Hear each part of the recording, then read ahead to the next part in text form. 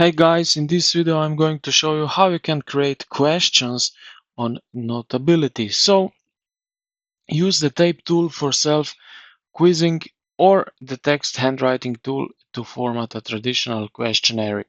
So the tape tool, this is the most popular way to create interactive questions where you can hide the answers. So write your notes. So write the question and the answer side by side or one after the other. So let's go and do that right over here. Okay, so now I have write a question and then the answer.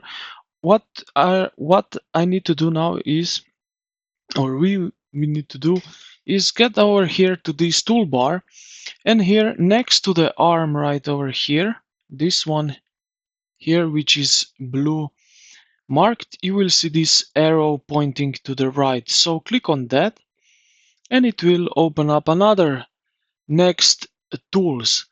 And here you will see this 1, 2, 3, the fourth one right over here. Click on that and this is tapping. So now if I engage with it, so I will do color like that we see. As you can see, now I have done that like so.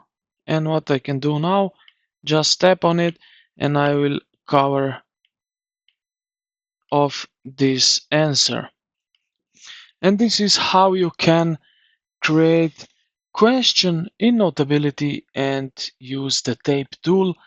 Uh, I think it's best for self-quizzing. So if you are learning something for school and you can learn this way, it's really helpful to go through the topics that you need to learn.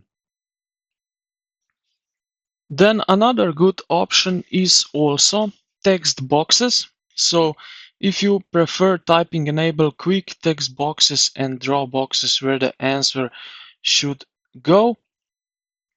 So I showed in previous video how you can enable quick text boxes, but now I will show you how you can use it for that. So let's go and do that. I will go back right here. And now if I want the answer to be here, I can just draw text box here. And now I can go to another question. And that's basically it. And I can write something here. So if I go here, just, oops. So like that. And now I can write something as an answer. So these are the options which I use. I hope this will help you in some way. So if it is, consider to like the video and subscribe to the channel. Thank you for watching and I will see you in the next one.